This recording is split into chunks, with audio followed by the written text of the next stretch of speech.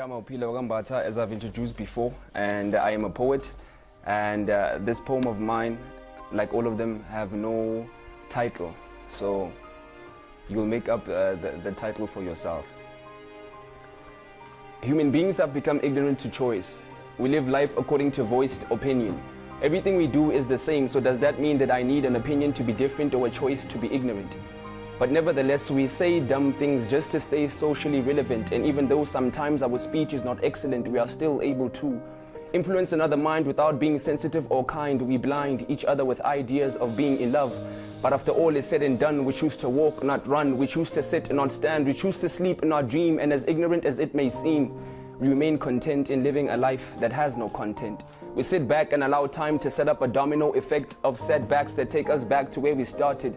Now you find yourself trying to make sense out of nonsense. In case you did not notice, trying to reverse yourself back into progress is nothing but a dumb process that requires an excessive amount of energy and abnormal amount of focus. In case you did not notice, progress lies ahead of you and not in the rear view. They say your thoughts shape your reality, so what have you been seeing lately or thinking daily? Because lately, technology is winning the war against consciousness. Are you not conscious of this? On with the television, ever ready for your daily dose of deception. Newspaper articles, read the caption. The world is in crisis, rise in oil and petrol prices. Sometimes the reward is not worth the sacrifice you made to attain it. So that's why you become a slave to maintain it. That's why you become a slave to maintain it. I am only as extreme as the exploding limbs of every man, woman, and child of a misrepresented religion.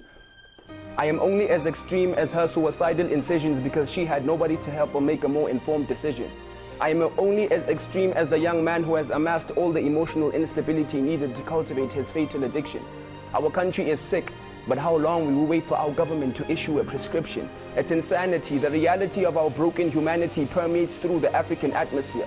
One would assertively abort even the slightest thought that unity once lived here. As a matter of fact, it thrived here. But now not even a peace of mind can survive here. Our land has become the breeding ground for the perpetual pessimist. My neighbor who was once my friend has overnight become my nemesis. How else would you conclude? How else would you conclude that more often than not he sleeps on an empty stomach while I throw away the leftover food? Thank you, God, for blessing me with this nutritious meal. As I wash it down with a cocktail of hypocrisy and religious contradictions, it is clear to me now that I have been taking part in his affliction.